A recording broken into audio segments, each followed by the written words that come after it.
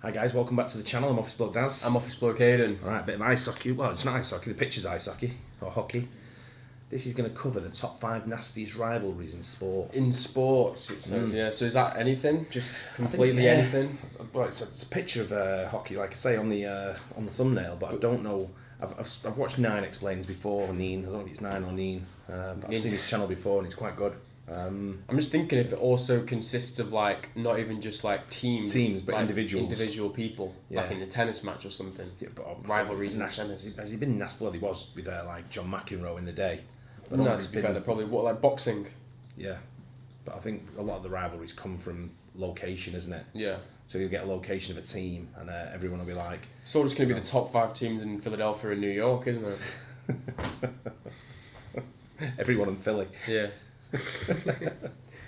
Yeah, let's have a look at it anyway. Yeah. Top 5 nastiest rivalries in sports explained. Nin explains the top 5 nastiest rivalries in all of sports. Everyone has witnessed some heated rivalries in their favourite sports, but there are some that are more than just mutual disdain. In some cases, these particular rivals go Pistons game. Yeah. I think that might be heated rivalries in their favourite sports, but there are it's Pistons against Indiana Pacers, isn't it? Yeah, and I think that's. I think that's. Have you ever heard of Malice at the Palace? No. Where it kicked off proper between the two teams. It was I can't remember who played for the teams at the time. But Reggie, what's his name? Miller. Yeah, Reggie Miller. They might play for the Pacers at the time. Yeah. But it proper kicked off with everything. It was a big battle.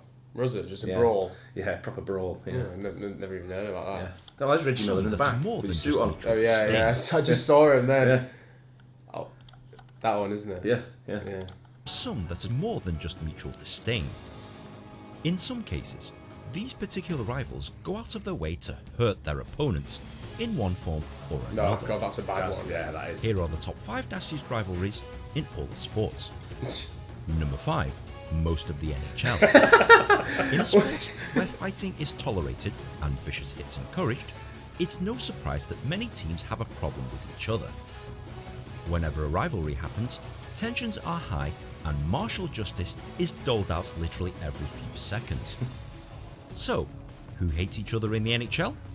How about Ottawa-Toronto, Toronto-Montreal, Montreal-Boston, New York Rangers and Boston, New York Islanders and Boston, everybody and Boston, Chicago-Detroit, Detroit-Colorado, Washington-Pittsburgh, Pittsburgh-Philadelphia, and most notably, all 32 teams and Gary Bettman.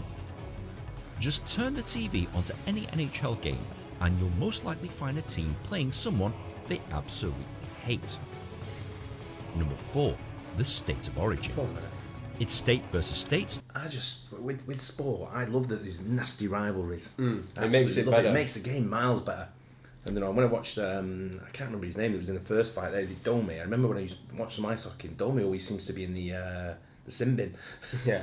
I think one of the top players, but I think he was always fighting. I think he must have been like an enforcer type guy. What's the states of origin? It's Australian. Aussie rules? I think it's, it might be rugby league. Rugby league, yeah. I'm not 100% sure. They look like they're about to play rugby. Yeah. And mate versus mate. The state of origin is a series of annual exhibition rugby league games played between players from New South Wales and Queensland in Australia. It's impressive. This results in the unique scenario of teammates of a professional team going up against each other in the state of origin. What's so bad about the state of origin? Well, apart from the 2 areas of Australia vying for rugby supremacy, it's basically a brawl disguised as a rugby game. The whole MO is to basically hurt your opponents as much as possible and pretend that you're actually playing by the rules. Vicious tackles, punches thrown, and pummeling anyone that's wearing a different coloured jersey is basically the bread and butter skill of these games. And this results in, well, it results in something like this. And it's fantastic. Number 3. Galatasaray versus Fenerbahce. Do you know there's a What story? happens when most of... There's a story. Do you know Graham Souness? Do you know the story about him with Galatasaray? What's the flag in the middle of the stadium? In this game. Was it in this game? Against game? Fenerbahce.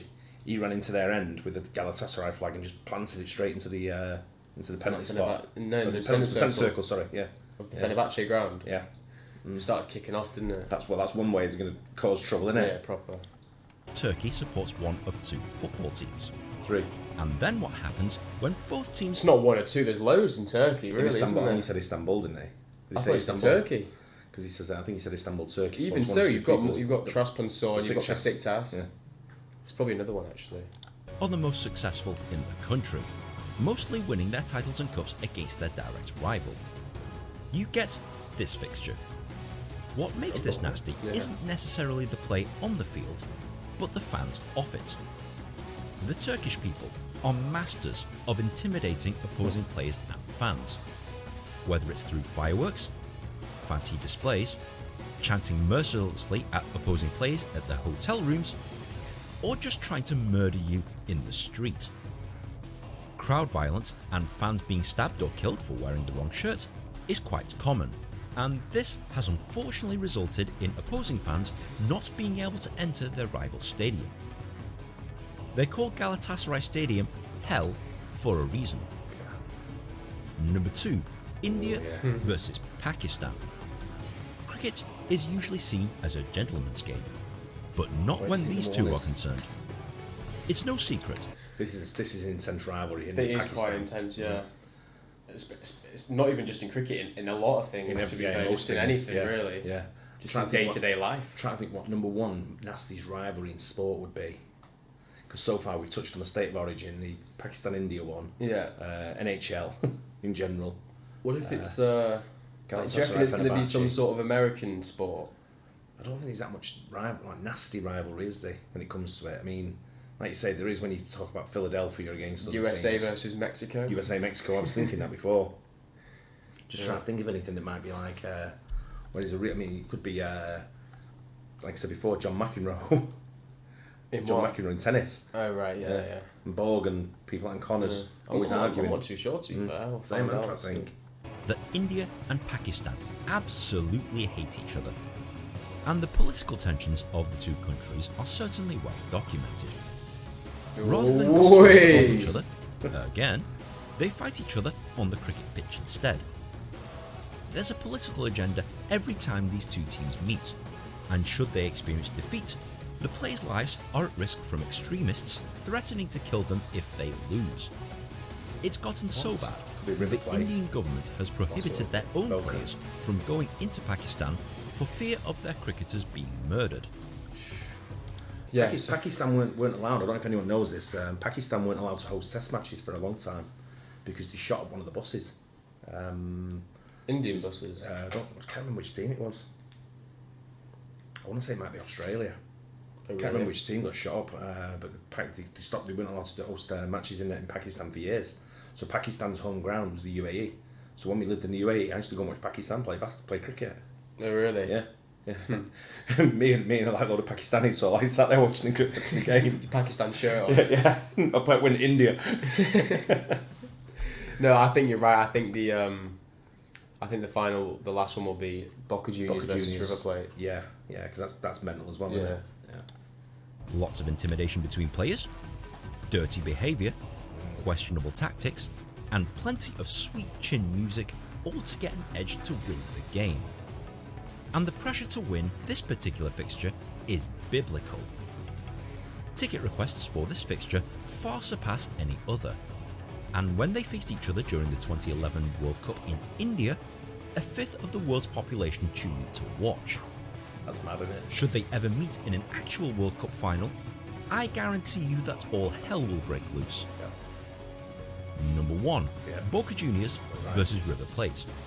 The nastiest rivalry by far is between Argentina's two most popular and successful football teams, Boca Juniors and River Plate. They're both based in the same city, and similar to the Galatasaray versus Fenerbahce rivalry, most of the country supports either one or the other. Players fear for their own lives and take their own safety into their own hands, because the fans are complete animals that are seriously out of control. These fans routinely throw flares and objects at opposing players, including sometimes human excrement, and in a couple of famous cases, they use pepper spray and tear gas to try and injure the players as they're walking out onto the field. What? Jesus. And that's just the fans, who, by the way, also have a penchant of stabbing each other in the streets. I've not even started about the foul play on the field. It's pretty nasty to watch.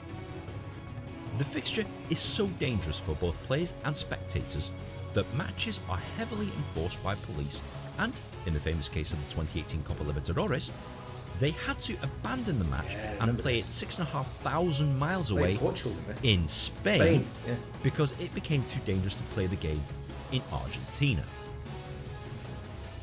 Honourable mention goes to the Red Sox and Yankees rivalry, two cities that generally don't like each other, and neither do their baseball teams. Rangers versus Celtic, the Glasgow rivalry that started with a difference of religion and now they hate each other just for fun. And the Ohio State Buckeyes versus Michigan State Wolverines American football rivalry, though it's been pretty one-sided recently. These are what I believe to be the nastiest rivalries in sports. And I could have mentioned more, but what do you think? Do you think that there are any nastier? Have you experienced more hatred than this? Let me know in the comment section below, and remember to... I reckon that's about right, to be fair. It won't be far off a bet. No, I've been to Boca Juniors ground. But were they playing River Plate? No, they weren't playing anyone. I went when it was... just like a tour? I didn't go on a tour, I never do it, but I got on the... Then you go through the airport and some real shady guy stood and goes, taxi. I got in one of them. And I got talking to him about football, and he was a big Boca fan, and he said, do you want to go to the stadium? I said, go on then. Really? So instead of taking him to the hotel, he took me to the stadium. So I went to the stadium. Get that extra cash. I bought you a shirt. You bought me a t-shirt, I bought a Boca Juniors shirt for you and your brother, and I bought some other stuff, and the guy made money out of it, so he was happy. And he's become like my tour guide for the day. So I think he showed me around Argentina, showed me around Buenos Aires, and all that. It was pretty cool.